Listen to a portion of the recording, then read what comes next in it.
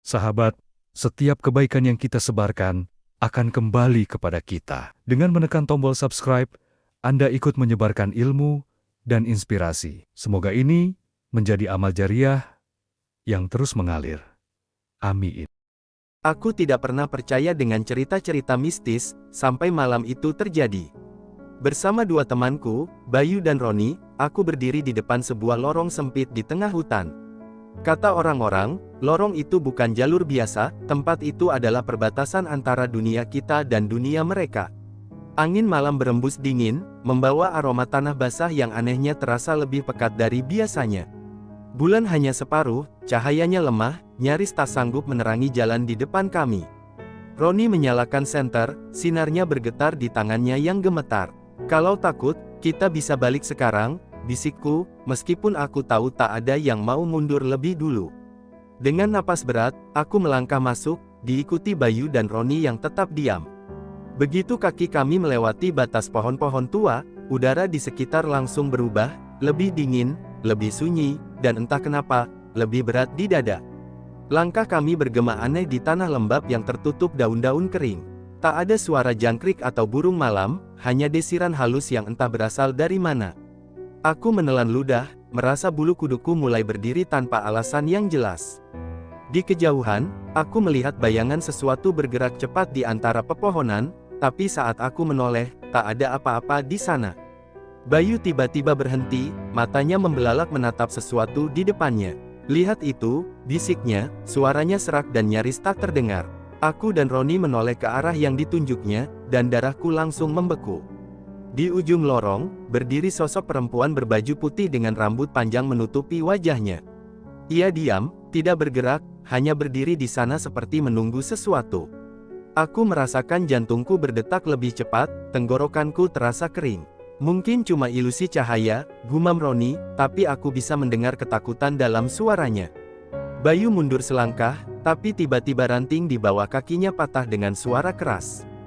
Dalam sekejap, perempuan itu mengangkat kepalanya, memperlihatkan wajahnya yang pucat dengan mata hitam pekat. Tubuhku membeku, tak mampu bergerak meskipun seluruh instingku berteriak untuk lari. Angin bertiup kencang, membawa bisikan yang terdengar seperti namaku sendiri. Aku ingin berteriak, tapi suaraku tertahan di tenggorokan, dan sebelum aku bisa melakukan apapun, sesuatu menarikku ke dalam kegelapan. Aku tersentak dan membuka mata, tapi yang kulihat hanyalah kegelapan pekat. Tubuhku terasa ringan, seolah melayang di ruang kosong yang tak berujung. Aku mencoba berbicara, tapi tak ada suara yang keluar dari mulutku. Di sekelilingku, samar-samar terdengar bisikan-bisikan aneh yang semakin lama semakin jelas. Mereka berbicara dalam bahasa yang tak ku mengerti, seperti nyanyian yang berulang-ulang. Aku menoleh ke kanan dan ke kiri, mencoba mencari sesuatu yang bisa kulihat, tapi satu-satunya yang ada hanyalah kabut hitam yang terus bergerak seperti memiliki nyawa. "Ari," suara itu terdengar tepat di samping telingaku, membuatku merinding seketika. Aku berusaha menoleh, tapi sesuatu menahan kepalaku, memaksaku hanya bisa menatap lurus ke depan. Napasku memburu, jantungku berdegup kencang di dada. Perlahan, dari dalam kabut, sesosok bayangan mulai muncul. Perempuan berbaju putih itu berdiri di hadapanku, wajahnya masih pucat, tapi kali ini matanya lebih dalam, lebih gelap, dan lebih menakutkan. Ia tersenyum tipis, senyum yang bukan pertanda baik, melainkan sesuatu yang mengundang rasa takut yang tak bisa dijelaskan. "Kau sudah melanggar batas," suaranya terdengar lirih, namun jelas. Aku ingin bertanya apa maksudnya, tapi tubuhku masih terasa lumpuh, seolah aku bukan lagi bagian dari dunia nyata. Perempuan itu mengulurkan tangannya, dan tiba-tiba aku bisa merasakan udara kembali di sekelilingku. Tubuhku terasa berat lagi, kakiku bisa merasakan tanah di bawahnya. Tapi sebelum aku bisa bergerak, aku sadar akan sesuatu yang membuat darahku berdesir. Aku tidak lagi berada di lorong yang sama. Pohon-pohon yang tadi kulihat kini lebih besar, lebih gelap, dan lebih menyeramkan. Udara di sekelilingku dingin seperti es, dan yang lebih buruk, Bayu dan Roni tidak ada di dekatku. "Apa yang kau inginkan dariku?" Suaraku akhirnya keluar, meskipun terdengar bergetar. Perempuan itu hanya tersenyum, lalu berbisik, "Waktumu," sebelum perlahan menghilang dalam kabut. Aku terhuyung mundur, napasku tersengal saat perempuan itu lenyap dalam kabut. Keringat dingin membasahi punggungku, meskipun udara di sekitarku terasa beku. Aku menoleh ke sekeliling, berharap menemukan jalan keluar atau setidaknya tanda-tanda keberadaan Bayu dan Roni. Tapi yang kulihat hanyalah kegelapan yang merayap di antara pepohonan tua. Jantungku berdetak semakin cepat saat aku menyadari sesuatu yang mengerikan, aku tidak tahu bagaimana caranya kembali. Setiap langkah yang kuambil terasa sia-sia, seperti berjalan di tempat yang sama berulang kali. Seakan lorong ini tak membiarkanku pergi begitu saja. Aku mencoba berpikir jernih, mencoba mengingat langkah-langkah yang kuambil sebelumnya. Tapi kepalaku terasa berat, pikiranku seperti diliputi kabut yang membuatku sulit mengingat apapun. Suara bisikan itu masih terdengar samar, seperti nyanyian yang terus berulang. Aku menutup telinga, mencoba mengusirnya, tapi suara itu tetap ada, semakin lama semakin keras. Dan lalu, dari balik pepohonan, aku melihatnya lagi. Bayangan hitam, lebih besar dari sebelumnya, berdiri diam menatapku. Aku tidak bisa melihat wajahnya, hanya matanya yang bersinar merah redup di kegelapan. Aku mundur perlahan, berharap bayangan itu tidak bergerak. Tapi begitu aku menginjak ranting di tanah, sosok itu melesat cepat ke arahku. Aku berbalik dan berlari sekuat tenaga, napasku memburu, jantungku berdetak seolah ingin meledak.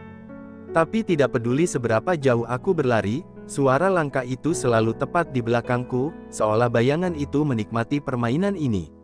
Aku tidak berani menoleh, tidak berani melihat apa yang mengejarku. Tapi aku tahu, jika aku berhenti sekarang, aku tidak akan pernah keluar dari sini lagi. Aku berlari dan berlari, sampai tiba-tiba, sesuatu menarik kakiku, membuatku tersungkur ke tanah. Aku mencoba bangkit, tapi tubuhku terasa berat, seolah ada tangan tak terlihat yang mencengkeramku. Aku berusaha berteriak, tapi suaraku tak keluar. Dalam ketakutan yang luar biasa, aku hanya bisa melihat ke atas, di mana bayangan itu berdiri tepat di atasku. Dan sebelum semuanya menjadi gelap, aku mendengar suara terakhirnya, berbisik di telingaku. Kau sudah menjadi milik kami. Aku tersentak dan terbatuk keras, tubuhku terasa berat seperti baru diangkat dari dalam air. Udara dingin menusuk kulitku saat aku membuka mata dan mendapati diriku kembali berada di tepi lorong gaib. Aku masih hidup, tapi aku tahu, sesuatu telah berubah. Bayu dan Roni berlari ke arahku dengan wajah panik. "Ari, kau dari mana saja? Kami mencarimu," teriak Bayu, mengguncang bahuku. Roni tampak pucat, seolah melihat hantu. "Kau hilang selama berjam-jam, kami hampir meninggalkanmu." Aku mengernyit, merasa ada yang janggal. Bagiku, rasanya aku hanya pergi sebentar, tapi jika mereka mengatakan berjam-jam, itu berarti waktu berjalan berbeda di dalam lorong itu. Aku mencoba berdiri, tapi tubuhku masih terasa lemah. Aku ingin menceritakan semuanya pada mereka, perempuan itu, bayangan hitam, suara bisikan, tapi entah kenapa, suaraku tercekat. Ada sesuatu yang menahanku untuk berbicara, seolah-olah jika aku mengungkapkan apa yang terjadi, sesuatu yang lebih buruk akan terjadi. Akhirnya, aku hanya berkata, "Kita harus pergi dari sini sekarang." Tanpa bertanya lebih lanjut, Bayu dan Roni membantuku berjalan meninggalkan tempat terkutuk itu. Begitu kami sampai di jalan utama, udara terasa lebih ringan, suara jangkrik dan burung malam kembali terdengar. Aku menghela napas lega, berpikir semuanya sudah berakhir. Tapi saat kami hendak menaiki motor, sesuatu membuat darahku membeku. Di kaca spion motor Roni, aku melihat pantulan sesuatu di belakang kami. Sosok perempuan berbaju putih, berdiri diam di tepi hutan, tersenyum tipis ke arahku. Aku menoleh cepat, tapi di sana tak ada siapa-siapa. Aku mengusap wajah, mencoba menenangkan diri. Mungkin hanya bayanganku saja, pikirku, berusaha meyakinkan diri sendiri. Tapi jauh di lubuk hatiku, aku tahu itu bukan sekadar ilusi. Aku berhasil keluar dari lorong gaib itu, tapi aku tidak keluar sendirian. Sesuatu telah mengikutiku, dan sejak malam itu, aku tahu hidupku tidak akan pernah sama lagi.